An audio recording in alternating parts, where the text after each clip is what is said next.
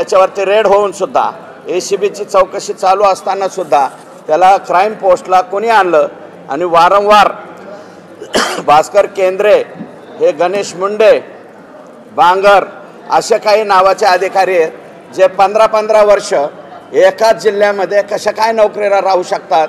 या सगळ्या गोडगंबालाची चौकशी करावी अशा प्रकारची विनंती त्या ठिकाणी मुख्यमंत्री महोदय आणि शुक्ला मॅडम यांना केलेली।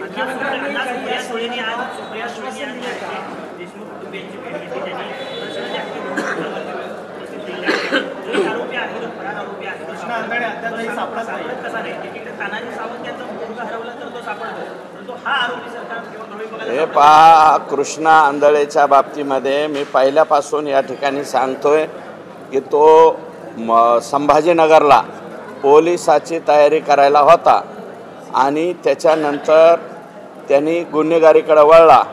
जे काही गुन्हे त्यांनी केलेले आहेत त्या गुन्ह्यामध्ये तो यापूर्वीसुद्धा घरादाराची फिकीर न करता, कसल्या प्रकारची फिकीर न करता तो बेमुहूर्तपणे बाहेर पळालेला आहे।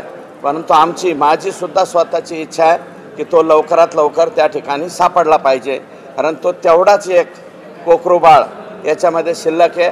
आत्तापर्यंत 9 आरोपी हे 302 मध्ये त्या ठिकाणी गेलेले आहेत।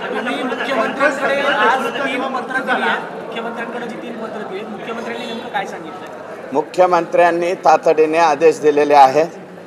लगेच माननीय श्रीकर परदेशी साहेबांना सांगून मॅडमला त्या ठिकाणी सांगायचं सांगितलं आहे। मी मॅडमला सुद्धा भेटून आलेलो आहे।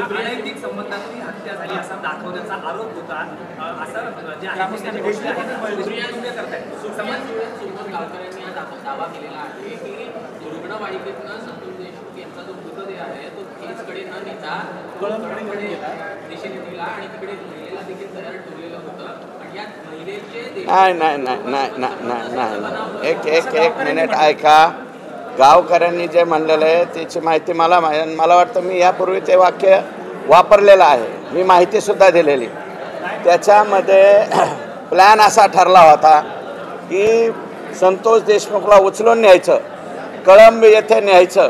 कळंबमध्ये एक महिला तयार करून ठेवली होती, कळंबमध्ये महिला तयार करून ठेवली होती, तिच्याबरोबर काहीतरी झटापट केल्याचं दाखवायचं आणि आम्ही याला मारलं याचं समर्थन करायचं, अशा प्रकारचा प्लॅन होता। आणि म्हणूनच मी म्हणतो, परंतु त्यांचा प्लॅन काय झालं, दैठणा गावाच्या अलीकडंच संतोष देशमुखचा अंत झाला। त्याच्यामुळं ते जो प्रकार करायचा होता त्यांना बदनामीचा, संतोष देशमुखच्या, तो बदनामीचा प्रकार त्यांना करता आला नाही। आणि आज मला वाटतं गावकऱ्यांनी हेच सांगितलं असावं।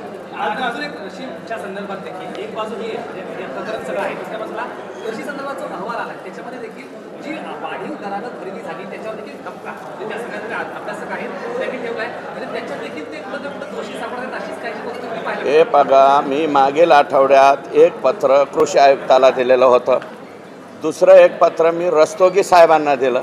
मला वाटतं ते सुद्धा व्हायरल झालं, बाहेर लोकांच्यापर्यंत आलं आहे। परंतु हा जो प्रकार आहे, कृषी विभागाचा जो घोटाळा आहे तो किती बेमालूमपणे करण्यात आलेला आहे आणि तमाम महाराष्ट्रातल्या शेतकऱ्यांना फसवण्यात आले। त्याच्यानंतर तिथले रेट कार्ड्स काय आहेत, कुणाच्या पोस्टिंगचे काय, हे मी परवा सांगणार आहे, कारण उद्याच्याला राजा चांगला दिवस आहे। त्याच्यामुळं शिवजयंतीच्या अगोदल्या दिवशी मी बोलत नाही, मी 20 तारखेला याचा पर्दाफाश करेल आणि त्याच्यात कोण कोण अधिकारी जबाबदार आहे, मंत्री कोणते जबाबदार आहेत, हे सगळं परवा सांगेल। हे अधिकारी ऐकत नाहीत, असे 4 अधिकारी बदललेले आहेत, त्यांचे नावं सुद्धा मी परवा सांगेन।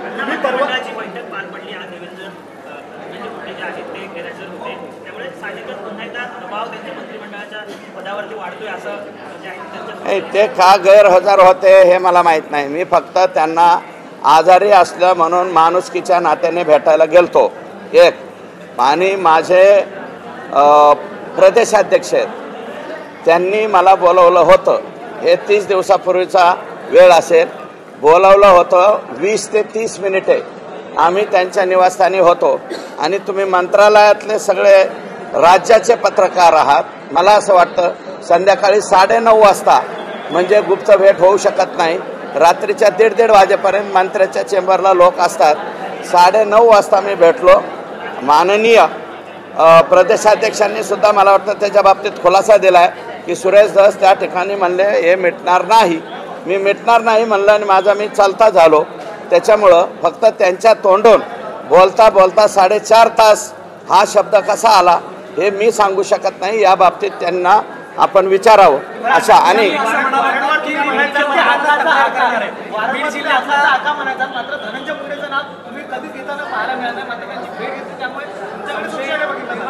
हे बघा माझ्याकडं संशयानं बघण्यासारखं काहीच नाही आहे याच्यामध्ये। पहिल्यांदा प्रदेशाध्यक्षांनी मला बोलवलं म्हणून मी गेलो आणि भेटून त्या ठिकाणी 30 मिनिटाच्या आत बाहेर पडलो। दुसरी गोष्ट अशी आहे की दुसऱ्यांदा एक भरणे मामा आणि माझे निकटवर्तीय ते म्हणाले रात्रीच्याला त्यांना आचक्या उचक्या लागल्या होत्या म्हणून रात्री दवाखान्यात नेलं होतं। तुम्ही भेटून यायला पाहिजे। राजकारणामध्ये जरी तुमची कटुता असली तरी एवढ्या बाबतीत जायला पाहिजे म्हणून मी ते गेलतो। ते बी शासकीय निवासस्थानी गेलतो आणि मी केलं असतं किंवा नाही म्हणलं असतं। आणि एक आहे की 4.5 तास हा शब्द वापरल्यामुळं त्याच्यामध्ये मोठ्या प्रमाणात संभ्रम निर्माण झाला हे मात्र खरं। तर 4.5 तास का म्हणले ते माझे वरिष्ठ आहेत। तुम्ही हे बावनकुळे साहेबांनाच विचारा अशी माझी विनंती।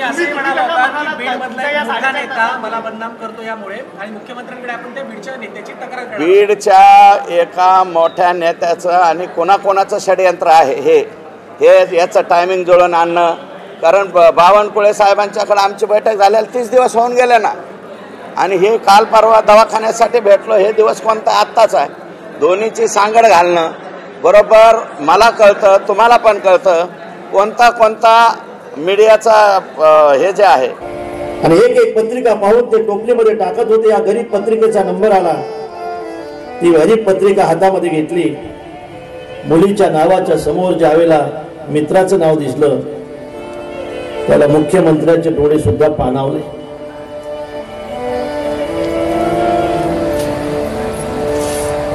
पीने विचारलं साहेब हा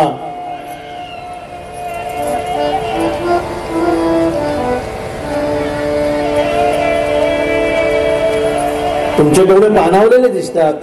हा माझ्या मित्राच्या घरची पत्रिका गरीब आहे बिचार हुशार होता शाळेत गरिबीमुळे नाही शिकू शकला। आणि बघ ही तारीख लिहून घे। या तारखेला मला कुठेही जायचं नाही। मला कोणतेही सरकारी काम करायचं नाही। मला माझ्या मित्राच्या घरी जायचं आहे। ज्या जिल्ह्यामध्ये साहेबांना जायचं होतं त्या जिल्ह्यामध्ये निरोप पोहोचले। कलेक्टरला सांगितलंय माझ्या दौऱ्याबद्दल बातमी कुणाला द्यायची नाही। कुठं जायचंय फक्त कलेक्टरलाच माहित होतं।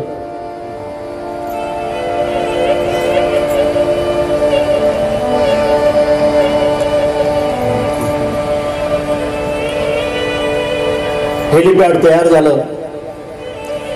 मुख्यमंत्री साहेब आज वेळेवर येणार आहेत म्हणून लोक वाट पाहत होते। त्या हेलिपॅडच्या भोवती सगळ्या गाड्या एकत्र झाल्या। खादी खाकी खादी खाकी खादी खाकी सगळी त्या ठिकाणी जमा झाली।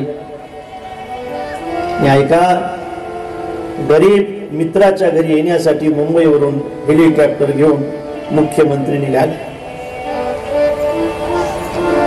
सगळे आवाजाकडे लक्ष देत होते। फार दूर असलेल्या हेलिकॉप्टरचा आवाज आला।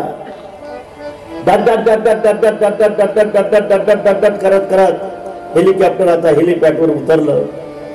पंखा शांत झाला। मुख्यमंत्री साहेब बाहेर आले। मुख्यमंत्र्यांनी आज कोणाचा हार स्वीकारला नाही। आज कोणाचा गुच्छा स्वीकारला नाही।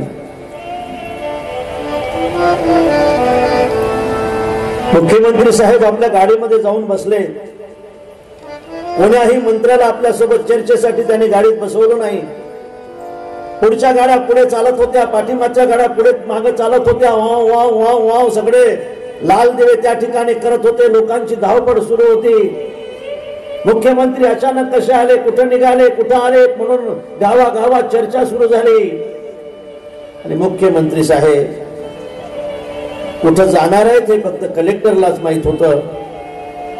त्याच्या पाठीमागे सगळ्या गाड्या चालत होत्या.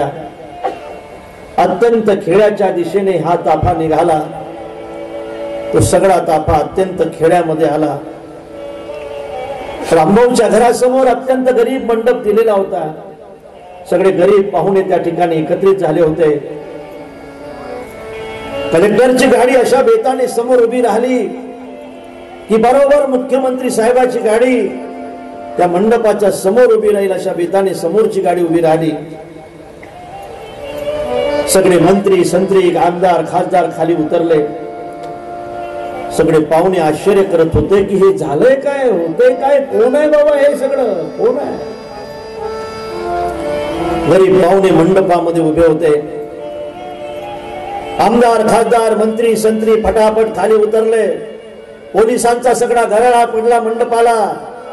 एक पोलीस लगबगीने गेला, एक शिपाई गेला. शिपायाने मुख्यमंत्री साहेबाच्या गाडीचा दरवाजा उघडला. मुख्यमंत्री साहेब बाहेर उतरले. रामभाऊ सुद्धा त्या गरीब पाहुण्यातून मार्ग काढत काढत पुढे गेला. साहेबाची आणि रामभाऊची नजरानजर झाली. दोघांचे ओठ थरथरायला लागले. दोघांचे डोळे पाणावले. साहेब कुठे आला साहेब आपण? साहेब आपण मार्ग तर चुकला नाही ना साहेब? साहेब कसं काय आला साहेब आपण? रामभाऊ पत्रिका पाठवली ना तू? हा साहेब धाडस केलंय तुम्हाला पत्रिका पाठवण्याचं. बस पत्रिका पाठवली दादा. 25-30 वर्ष होते एकाच बेंचवर बसत होतो आपण, एकाच सायकलवर घरी जात होतो. रामभाऊ तेव्हापासून भेट नाही. माझा मित्र आहे तू, माझा मित्र आहे.